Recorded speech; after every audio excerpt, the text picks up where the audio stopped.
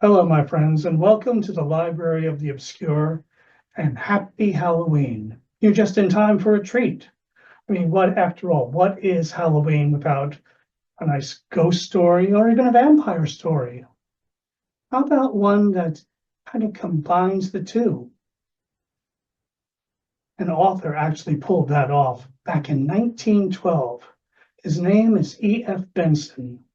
Now, if you'll sit back, I'll tell you the story he created called The Room in the Tower.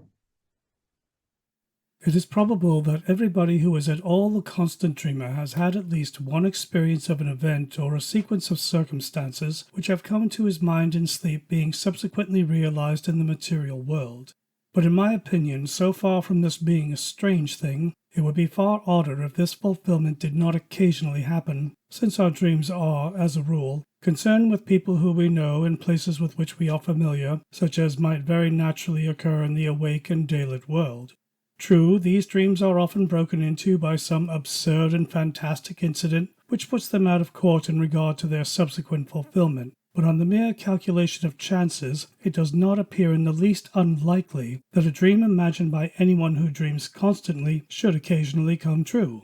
Not long ago, for instance, I experienced such a fulfillment of a dream which seems to me in no way remarkable and to have no kind of psychical significance. The manner of it was as follows. A certain friend of mine living abroad is amiable enough to write me about once in a fortnight. Thus, when 14 days or thereabouts have elapsed since I last heard from him, my mind, probably either consciously or subconsciously, is expectant of a letter from him. One night last week I dreamed that as I was going upstairs to dress for dinner I heard, as I have often heard, the sound of the postman's knock on my front door and diverted my direction downstairs instead. There among the other correspondence was a letter from him. Thereafter the fantastic entered, for on opening it I found inside the ace of diamonds, and scribbled across it in his well-known handwriting, "I am sending you this for safe custody, as you know it is running an unreasonable risk to keep aces in Italy." The next evening I was just preparing to go upstairs to dress when I heard the postman's knock and did precisely as I had done in my dream. There among the letters was one from my friend, only it did not contain the ace of diamonds. Had it done so, I should have attached more weight to the matter, which, as it stands, seems to me a perfectly ordinary coincidence. No doubt I consciously or subconsciously expected a letter from him, and this suggested to me my dream. Similarly, the fact that my friend had not written to me for a fortnight suggested to him that he should do so. But occasionally it is not so easy to find such an explanation, and for the following story I can find no explanation at all. It came out of the dark, and into the dark it has gone again. All my life I have been a habitual dreamer. The nights are few, that is to say, when I do not find on waking in the morning that some mental experience has been mine, and sometimes all night long, apparently, a series of the most dazzling adventures befall me. Almost without exception these adventures are pleasant, though often merely trivial. It is of an exception that I am going to speak. It was when I was about 16 that a certain dream first came to me, and this is how it befell. It opened with my being set down at the door of a big red brick house, where, I understood, I was going to stay. The servant who opened the door told me that tea was being served in the garden, and led me through a low, dark-panelled hall with a large open fireplace onto a cheerful green lawn set round with flower-beds. There were grouped about the tea-table a small party of people, but they were all strangers to me except one, who was a schoolfellow called Jack Stone, clearly the son of the house, and he introduced me to his mother and father and a couple of sisters. I was, I remember, somewhat astonished to find myself here, for the boy in question was scarcely known to me, and I rather disliked what I knew of him. Moreover, he had left school nearly a year before. The afternoon was very hot, and an intolerable oppression reigned. On the far side of the lawn ran a red brick wall, with an iron gate in its center, outside which stood a walnut tree. We sat in the shadow of the house opposite a row of long windows, inside which I could see a table with cloth laid, glimmering with glass and silver.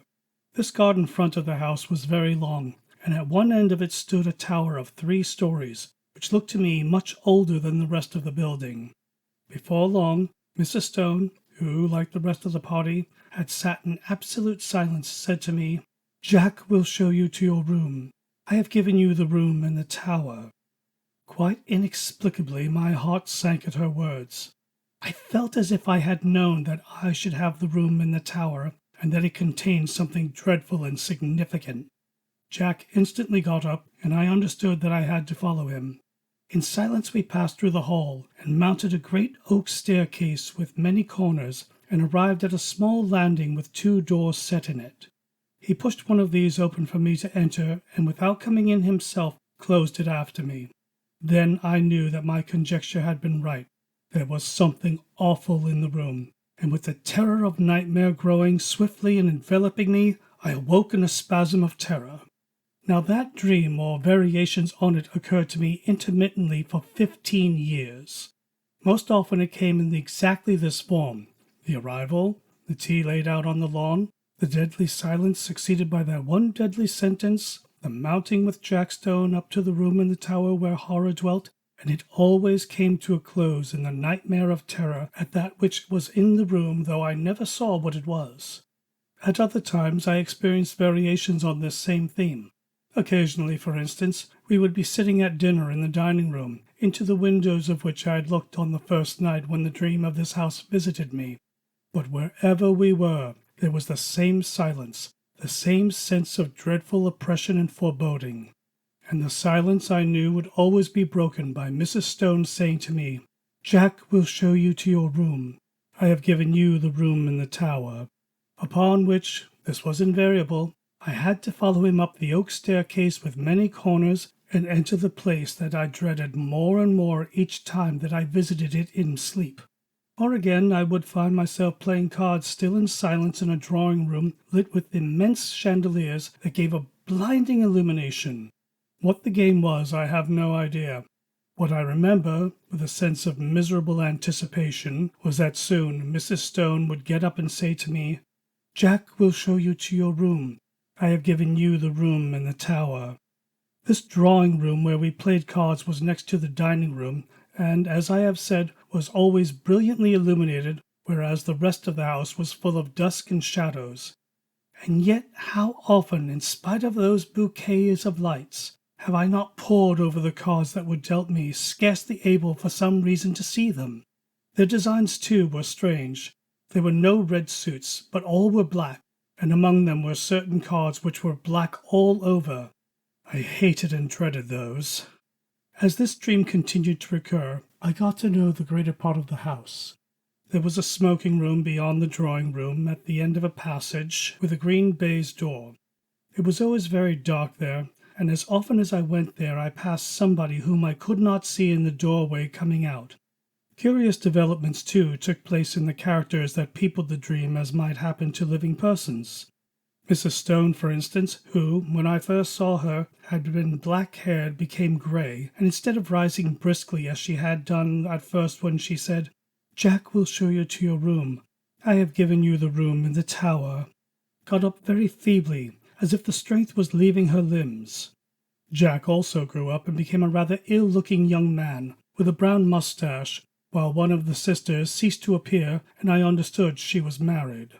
Then it so happened that I was not visited by this dream for 6 months or more, and I began to hope, in such inexplicable dread did I hold it, that it had passed away for good. But one night after this interval, I again found myself being shown out to the lawn for tea, and Mrs. Stone was not there, while the others were all dressed in black. At once I guessed the reason, and my heart leapt at the thought that perhaps this time I should not have to sleep in the room in the tower, and though we usually sat in silence, on this occasion the sense of relief made me talk and laugh as I had never yet done. But even then matters were not altogether comfortable, for no one else spoke, but they all looked secretly at each other. And soon the foolish stream of my talk ran dry, and gradually an apprehension, worse than anything I had previously known, gained on me as the light slowly faded. Suddenly, a voice which I knew well broke the stillness, the voice of Mrs. Stone saying, "Jack will show you to your room. I have given you the room in the tower." It seemed to come from near the gate in the red brick wall that bounded the lawn, and looking up, I saw that the grass outside was sown thick with gravestones. a curious grayish light shone from them, and I could read the lettering on the grave nearest me, and it was, "In evil memory of Julia Stone." And as usual, Jack got up, and again I followed him through the hall and up the staircase with many corners. On this occasion it was darker than usual, and when I passed into the room in the tower, I could only just see the furniture, the position of which was already familiar to me. Also, there was a dreadful odor of decay in the room, and I woke screaming. The dream, with such variations and developments as I have mentioned, went on at intervals for 15 years. Sometimes I would dream it 2 or 3 nights in succession. Once, as I have said, there was an intermission of 6 months, but taking a reasonable average, I should say that I dreamed it quite often as once a month. It had, as is plain, something of nightmare about it, since it always ended in the same appalling terror, which so far from getting less, seemed to me to gather fresh fear every time that I experienced it. There was, too, a strange and dreadful consistency about it. The characters in it, as I have mentioned, got regularly older. Death and marriage visited this silent family, and I never in the dream after Mrs. Stone had died set eyes on her again.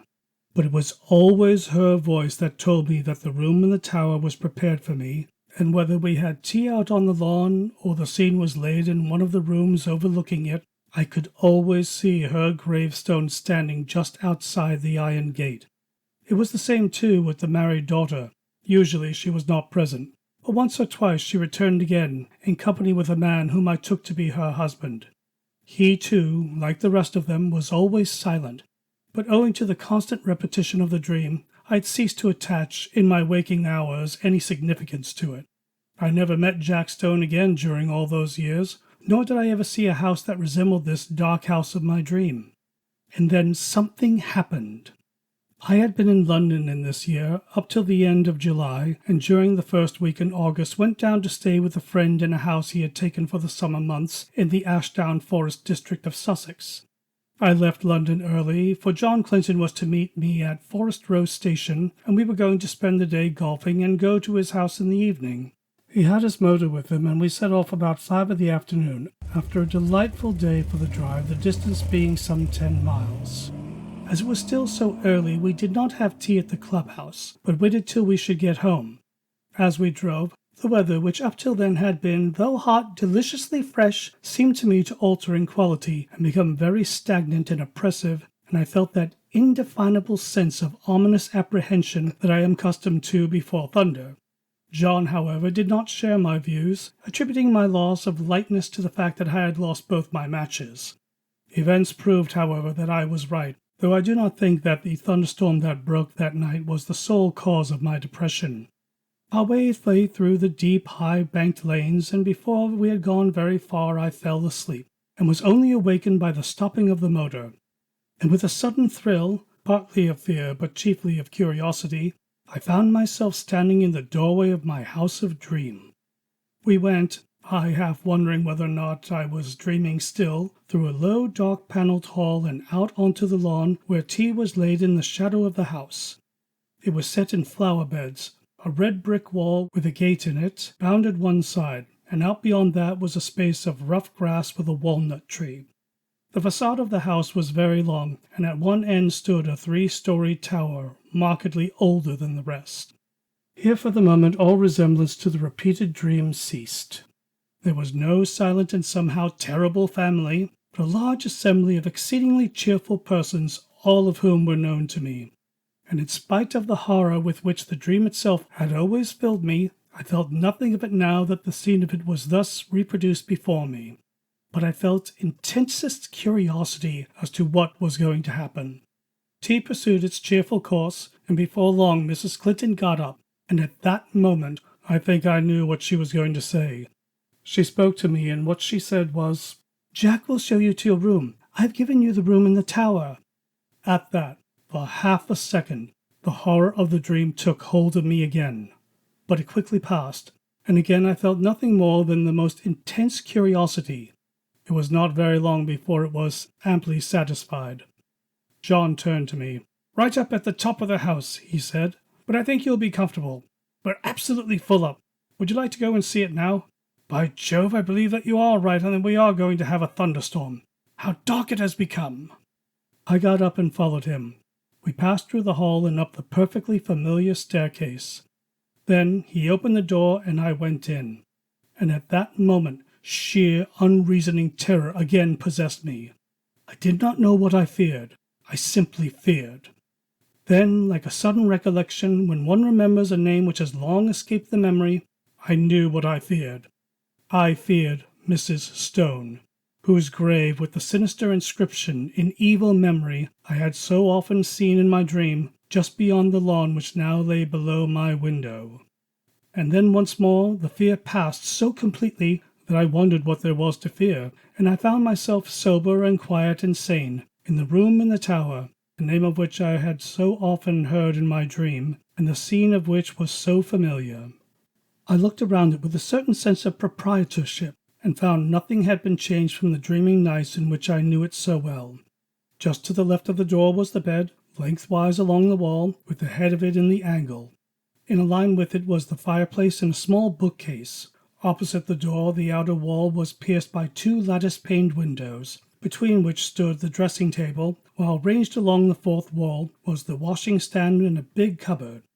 My luggage had already been unpacked, for the furniture of dressing and undressing lay orderly on the washstand and toilet table, while my dinner clothes were spread out on the coverlet of the bed.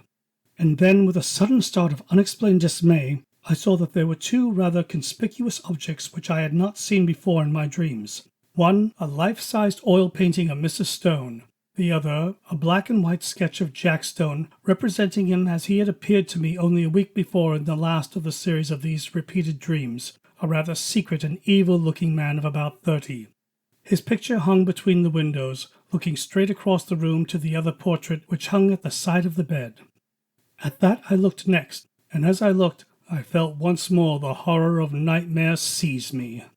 It represented Mrs. Stone as I had last seen her in my dreams, old and withered and white-haired. But in spite of the evident feebleness of body, a dreadful exuberance and vitality shone through the envelope of flesh, an exuberance wholly malign, a vitality that foamed and frothed with unimaginable evil. Evil beamed from the narrow, leering eyes. It laughed in the demon-like mouth. The whole face was instinct with some secret and appalling mirth. The hands, clasped together on the knee, seemed shaking with suppressed and nameless glee. Then I saw also that it was signed in the left-hand bottom corner, and wondering who the artist should be, I looked more closely and read the inscription, "Julia Stone by Julia Stone." There came a tap at the door, and John Clinton entered. "Got everything you want?" he asked. "Rather more than I want," I said, pointing to the picture. He laughed. "Hard-featured old lady," he said. "By herself, too, I remember. Anyhow, she can't have flattered herself much." "But don't you see it?" said I. "It's scarcely a human face at all. It's the face of some witch, some devil." He looked at it more closely. "Yes, it isn't very pleasant," he said. "Scarcely a bedside manner, eh? Yes, I can imagine getting the nightmare if I went to sleep with that close by my bed. I'll have it taken down if you like." "I really wish you would," I said. He rang the bell, and with the help of a servant we detached the picture and carried it out onto the landing and put it with its face to the wall. "By Jove, the old lady is a weight," said John, mopping his forehead. "I wonder if she had something on her mind." The extraordinary weight of the picture had struck me too. I was about to reply when I caught sight of my own hand. There was blood on it, in considerable quantities, covering the whole palm. "I've cut myself somehow," said I. John gave a little startled exclamation. "Why, I have too," he said. Simultaneously, the footman took out his handkerchief and wiped his hand with it. I saw that there was blood also on his handkerchief. John and I went back into the tower room and washed the blood off, but neither on his hand nor mine was there the slightest trace of a scratch or cut. It seemed to me that, having ascertained this, we both, by a sort of tacit consent, did not allude to it again. Something in my case had dimly occurred to me that I did not wish to think about. It was but a conjecture, but I fancied that I knew the same thing had occurred to him. The heat and oppression of the air, for the storm we had expected was still undischarged, increased very much after dinner, and for some time most of the party, among whom were John Clinton and myself, sat outside on the path bounding the lawn where we had had tea. The night was absolutely dark, and no twinkle of star or moon ray could penetrate the pall of the cloud that overset the sky. By degrees our assembly thinned. The women went up to bed, men dispersed to the smoking or billiard room, and by 11 o'clock my host and I were the only two left. All the evening I thought that he had something on his mind, and as soon as we were alone he spoke. "The man who helped us with the picture had blood on his hand too, did you notice?" he said. "I asked him just now if he had cut himself, and he said he had supposed he had, but that he could find no mark of it. Now where did that blood come from?" By dint of telling myself that I was not going to think about it, I had succeeded in not doing so, and I did not want, especially just at bedtime, to be reminded of it. "I don't know," said I, "and I don't really care so long as the picture of Mrs. Stone is not by my bed." He got up. "But it's odd," said he. "Ha! Now you'll see another odd thing." A dog of his, an Irish Terrier by breed, had come out of the house as we talked. The door behind us into the hall was open, and the bright oblong of light shone across the lawn to the iron gate which led to the rough grass outside where the walnut tree stood. I saw that the dog had all his hackles up, bristling with rage and fright. His lips were curled back from his teeth, as if he was ready to spring at something, and he was growling to himself. He took not the slightest notice of his master or me, but stiffly and tensely walked across the grass to the iron gate. There he stood for a moment, looking through the bars and still growling. Then of a sudden his courage seemed to desert him. He gave one long howl and scuttled back to the house with a curious crouching sort of movement. "He does that half a dozen times a day," said John. "He sees something which he both hates and fears." I walked to the gate and looked over it. Something was moving on the grass outside, and soon a sound which I could not instantly identify came to my ears. Then I remembered what it was. It was the purring of a cat.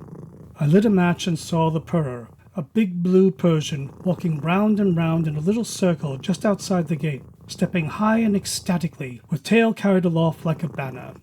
Its eyes were bright and shining, and every now and then it put its head down and sniffed at the grass. I laughed. "The end of that mystery, I am afraid," I said. "Here's a large cat having Walpurgis tonight all alone."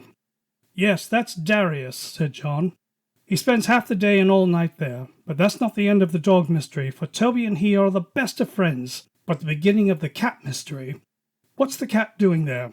And why is Darius pleased while Toby is terror-stricken?"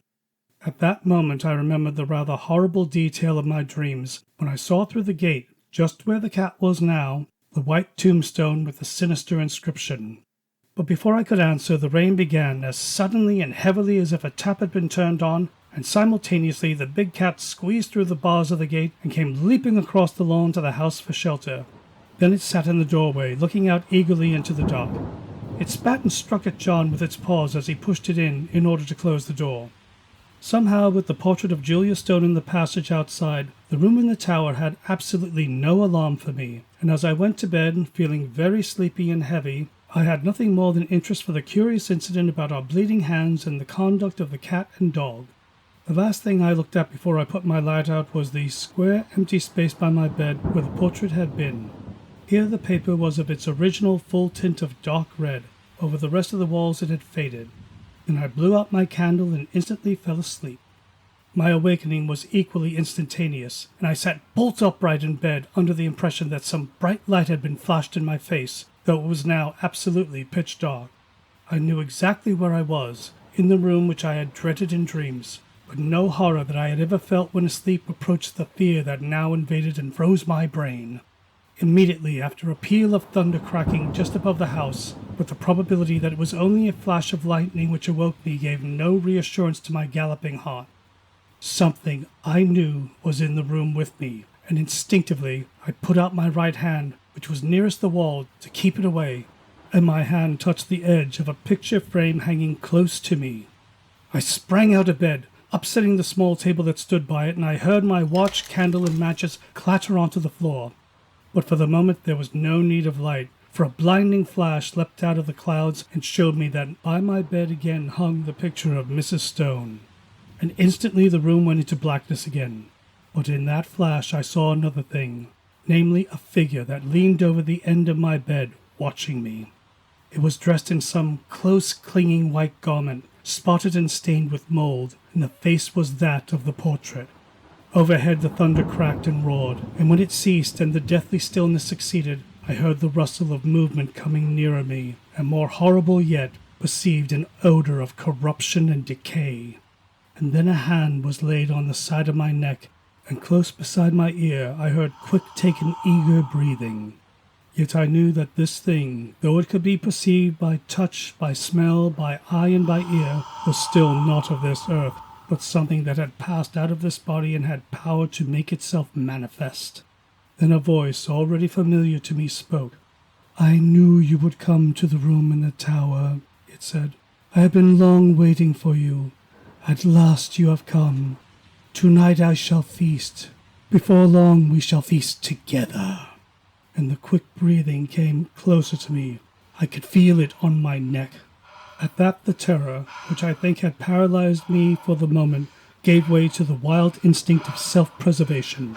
I hit wildly with both arms, kicking out at the same moment, and heard a little animal squeal, and something soft dropped with a thud beside me.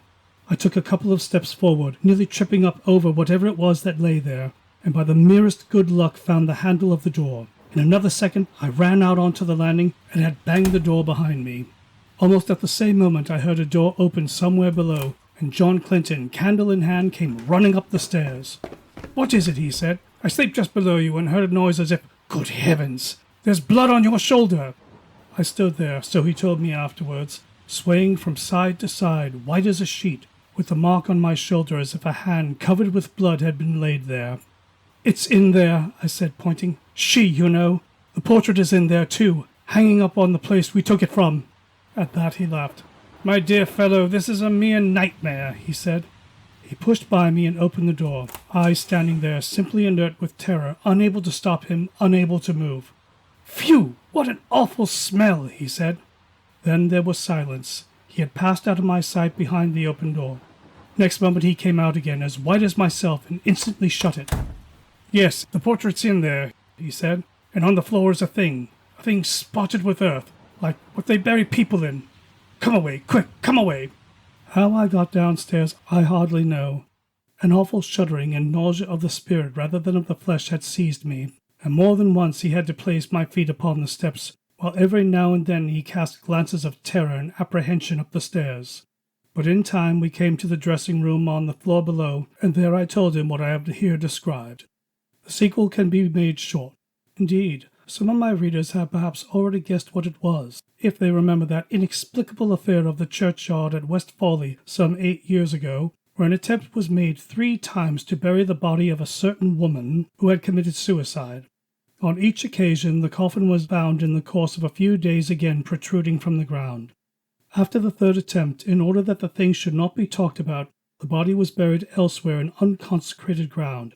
Where it was buried was just outside the iron gate of the garden belonging to the house where the woman had lived. She had committed suicide in a room at the top of the tower in that house. Her name was Julia Stone. Subsequently, the body was again secretly dug up, and the coffin was found to be full of blood. So there we have it, folks. Quite a tale, isn't it? Now a little bit about the author. Edward Frederick Benson, B.F., was the younger brother to Arthur Christopher Benson, who was also a writer, and their other brother, Robert Hugh Benson, a man of the cloth, who was himself also a writer. They also had a sister named Margaret, who was an Egyptologist and, you guessed it, was a writer as well. Now, Mr. Benson is a little bit more well known for his Map and Lucia series, which depicted the humorous highs and lows of the upper class back in the early 1900s. But he was also a very good writer when it came to his little spook stories, as he called them. But what qualifies this particular story to be here in the Library of the Obscure is the obscure fact that the 3 brothers and their sister grew up in a house that had a tower with a room in it. And something about that room stuck with all of them, because both his brothers, Arthur and Robert, also wrote scary stories that involved A Room in a Tower.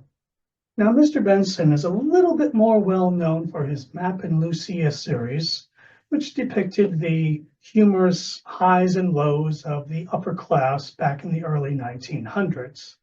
But he was also a very good writer when it came to his little spook stories, as he called them.